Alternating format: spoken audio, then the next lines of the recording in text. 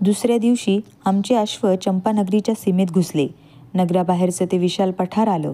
माझ्या मनाच्या वारुळातून त्याच्या दर्शनानं आठवणींच्या मुंग्या इकडं तिकडं नाचू लागल्या. 6 वर्षांपूर्वीच याच पठारावर माझी एका माजलेल्या खोंडाशी जुंपली होती. त्यावेळी मी मूर्छित पडलो होतो. आता तसलाच एखादा खोंड माझ्यासमोर उभा राहिला असता तर? माझी खात्री होती की माझ्या पुष्ट हातांनी त्याला मी असा काही रोखून धरला असता की एक तसूभरही इकडं तिकडं हलू दिला नसता. पर्णकुटीच्या दारात आलो. घोड्यांच्या टापांचा आवाज ऐकून राधामाता पर्णकुटी बाहेर आली. आम्हाला पाहताच तिची चर्या आनंदानं नुसती उजळून निघाली. तिच्या सर्वच हालचाली गडबडीत सुरू झाल्या. चटकन आत जाऊन तिनं थोडे रसरसते अंगार एका थाळीतून आणले. मी उंबरठ्यावर राहूनच तिला विचारलं, जाताना एक चांदीची पेटी दिली होतीस, आता हे अंगार कशाला आणलेस?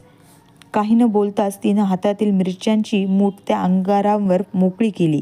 थाळी आमच्या भोवती फिरवली. मिरचीच्या उग्र धुराचा शोणाला ठसका लागला. तिनं ती थाळी बाहेर लांब नेऊन ओतली. 5 वर्षांनंतर मी माझ्या पर्णकुटीत पाऊल टाकलं. पण आज जाताना दाराच्या महिरपीला मस्तक धाडकन आदळलं. किती उंच झालास रे कर्णा? राधामाता कौतुकानं म्हणाली. कर्णा नव्हे, वसू, मी तिच्या पायांना हात लावून म्हणालो. तिनं झटकन उठवून मला छातीशी कवटाळलं. कानांतील कुंडलांना हात लावून ती वारंवार चाचपून पाहिली. तिच्या डोळ्यात अश्रुबिंदू तरळले. शेवटी अंशुकाचा शेव आपल्या डोळ्यांना लावताना तिनं मला विचारलंच, गंगेच्या पाण्यात नाही ना कधी गेलास? ते आता शोणालाच विचार सगळं. मी तिच्या पायांवर माझं मस्तक ठेवलं. माझ्या जीवनातील तेच एक सर्वात पवित्र प्रयाग होतं. तीच माझी गंगा, यमुना आणि सरस्वती होती. माझी पर्णकुटी हेच माझं मंदिर होतं. 15 दिवस चंपानगरीत राहून आम्ही हस्तिनापुराला परत आलो. पण युद्धशालेत चिटपाखरूसुद्धा नव्हतं. सगळं कसं शांत पण उजाड वाटत होतं. वास्तविक यावेळी इथं युद्धशालेत शस्त्रांचा खणखणाट चालू असायचा. मग आजच हे असं का? राजनगरीत एखादी अनिष्ट घटना तर घडली नसेल? शंकेचं कासव वारंवार आपली मान बाहेर काढू लागलं. आम्ही अश्वशालेत घोडे बांधले. आता राजवाड्यावर गेल्याशिवाय या सगळ्या शांततेचं रहस्य उकलणार नाही या विचारात मी होतो. इतक्यात महाद्वारातून अश्वत्थामा आत आलेला मी पाहिला. आमच्याजवळ तो येताच मी त्याला पहिला प्रश्न विचारला, अश्वत्थामन, आज ही सगळी युद्धशाला अशी थंड का? सगळे योद्धे नगराबाहेर गेलेत, त्यानं उत्तर दिलं. कशाला? स्पर्धेचा आखाडा तयार करायला. स्पर्धा? कसल्या स्पर्धा? सर्व योद्ध्यांच्या, सर्व शस्त्रांच्या, इथल्या शिक्षणातली शेवटची कसोटी. यात जो सर्वश्रेष्ठ ठरेल त्याला सगळं हस्तिनापूर अजिंक्य वीर म्हणून मान देईल. राजमाता त्याला कुमकुम तिलक लावतील. नगरजन वाजत गाजत हत्तीवरून त्याची मिरवणूक काढतील. केव्हा होणार या स्पर्धा? मी औत्सुकतेनं विचारलं. येत्या वासंतिक पौर्णिमेला. आजच अमात्य वृषवर्मांनी सगळ्या देशांच्या राजांना तशी आमंत्रणं पाठविली आहेत. हा युद्धशालेचा आखाडा फारच अपुरा पडेल म्हणून नगराबाहेर एक भव्य आखाडा तयार करायचं चाललं आहे. गेले 15 दिवस सगळे तिकडंच आहेत. रात्रंदिवस अविश्रांत खपतायत. स्पर्धा केवळ 8च दिवसांनी.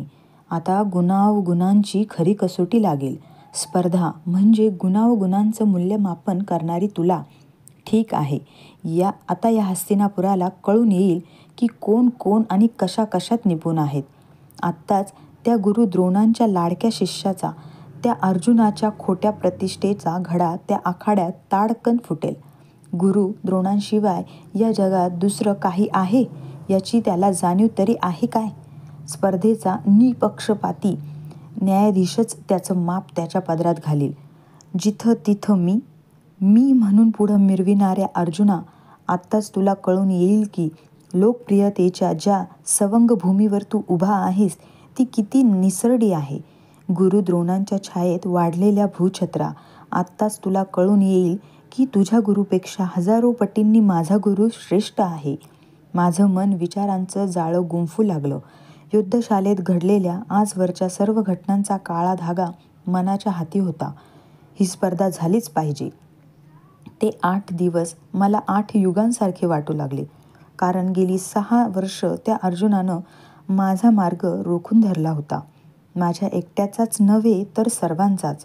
त्यामुळं दुसऱ्याकडं लक्ष द्यायला सुद्धा गुरु द्रोणांना सवड मिळालेली नव्हती. कधीही त्यांनी त्याच्याशिवाय कुणाच्याही पाठीवरून मायेनं हात फिरविलेला नव्हता.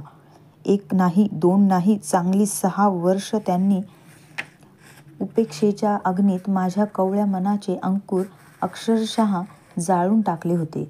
माझ्या जागी दुसरा कोणीही असता तर हे हस्तिनापूर आणि या हस्तिनापुरातील आत्मप्रौढीची ही साचलेली सगळी डबकी यावर लाथ मारून उद्वेगानं इथून केव्हाच चालता झाला असता. पण मोठ्या कष्टानं मी हे कड आजवर पचविले होते. मला माहीत होतं की जगात भीक मागून काहीच मिळत नसतं. मला साफ विसरून गेलेल्या त्या गुरुशिष्यांना मी दाखवून देईन की अजून हस्तिनापुरात कर्ण जिवंत आहे. आत्ताच गुरु द्रोणांना कळून येईल की हिरा म्हणून त्यांनी प्रेमानं जवळ केलेला अर्जुन म्हणजे एक गारगोटीचा खडा आहे. कारण मीही शिष्य होतो. मलाही वाटत होतं की माझ्या पाठीवरून हात फिरून कुणीतरी मलाही शिकवावं. मलाही वाटत होतं की माझ्या कौशल्यांचं सुद्धा कुणीतरी कौतुक करावं. पण ते मला मिळालेलं नव्हतं. मला मिळाली होती ती घोर उपेक्षा. पण कधीकधी वाईटातूनच चांगलं निघतं. त्याप्रमाणे एक गोष्ट मात्र बरी झाली होती. या उपेक्षेतून मला तेजस्वी गुरु मिळाला होता. साक्षात सूर्यदेवांना मी गुरु केलं होतं.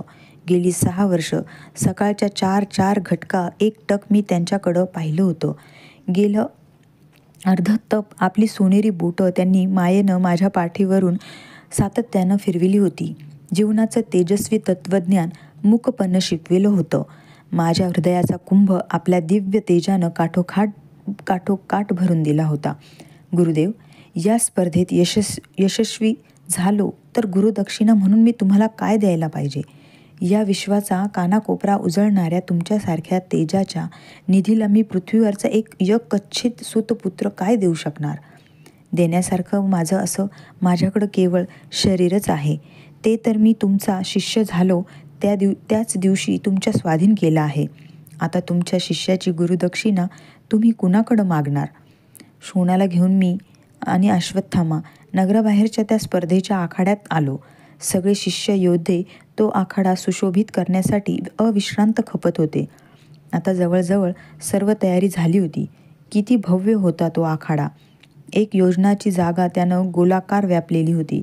प्रत्येक शस्त्र विभागासाठी मध्यभागी एक असा स्वतंत्र आखाडा होता. ते सगळे 13 पोट आखाडे शस्त्रास्त्रांनी सुसज्ज होते. पूर्वेकडच्या महाद्वाराच्या बाजूला गदा, खडग, भाला, चक्र, प्रास यांचे 5 आखाडे होते. पश्चिमेच्या बाजूला शतघ्नी, भ्रुशुंडी, तोमर, पट्टे आणि शूल यांचे 5 आखाडे होते. दक्षिणेकडं अश्वारोहण आणि गजारोहण यांसाठी भव्य पटांगणं होती. उत्तरेकडं मल्लांसाठी आणि द्वंद्वासाठी एक आखाडा होता. त्यात ताक आणि चंदनी तेल यात मळलेली मगधांच्या राज्यातून आणलेली निवडक तांबडी माती पसरलेली होती. आखाड्यावर कुठेही उभं राहून पाहिलं तरी बरोबर मध्ये दिसेल असा धनुर्विद्येचा भव्य पोट आखाडा दिसे. त्याच्यावर धनुर्धरासाठी 20 हात उंच आणि 20 हात लांब असा संगमरवरी दगडांचा चौथरा होता. त्याचे दगड निषादांच्या राज्यातून मागविले होते. त्या चौथऱ्यावर कौरवांचा त्रिकोणी भगवा ध्वज निळ्या आकाशाला थपडा देत उभा होता. या दगडी चौथऱ्यावर स्पर्धा संपेपर्यंत गुरुवर्य द्रोण पंच म्हणून उभे राहणार होते. याच स्पर्धांत सर्वश्रेष्ठ ठरेल त्याच्या गळ्यात ते नीलकमलांची सुवर्ण धाग्यात गुंफलेली पुरुष उंचीची मानाची गौरवमाला घालणार होते. सगळं नगर त्याची सजविलेल्या हत्तीवरून अंबारीतून मिरवणूक काढणार होतं. राजमाता त्याला केशरी टिळा लावून आदरानं ओवाळणार होत्या. हस्तिनापुरातील सर्वश्रेष्ठ अजिंक्यवीर म्हणून साऱ्या आर्यावर्तात तो मानानं मिरवणार होता. आदरला जाणार होता. त्या सर्व आखाड्यांभोवती प्रेक्षकांची गोलाकार जागा होती.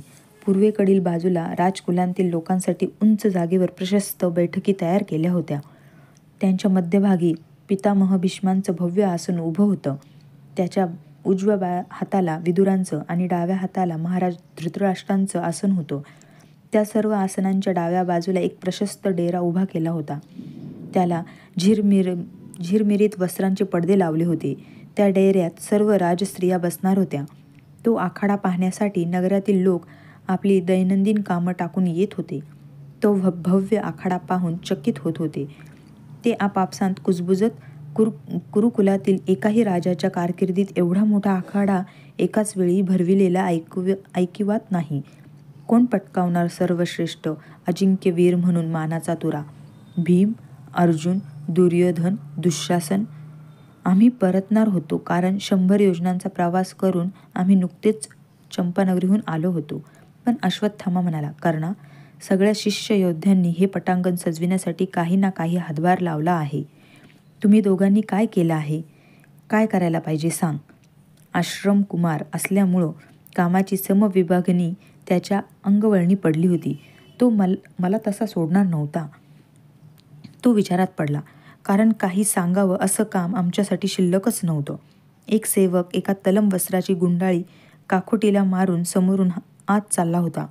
त्याला त्यानं बोलावलं आणि विचारलं, काय रे, काय आहे तुझ्या काखेत?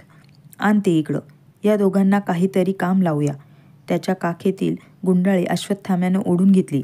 तिची 2 टोकं हातात धरून ती त्यानं सरळ केली. ते कौरवांचं राजचिन्ह होतं. एका तलम रेशमी वस्त्रावर जरीच्या सोनेरी धाग्यांनी विणलेलं. माझे डोळे आनंदानं चमकले. माझ्या हातात ते राजचिन्ह देत अश्वत्थामा म्हणाला, कर्णा, जा, हे राजचिन्ह मधल्या त्या दगडी चौथऱ्यावर उभ्या केलेल्या लाकडी बैठकीत बसवून ये. मी ते राजचिन्ह हातात घेतलं आणि दगडी चौथऱ्यावर चढलो.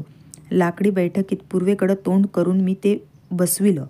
मी बसविलेल्या त्या ऐटदार राजचिन्हाला शोणानं फुलांची एक माला घातली.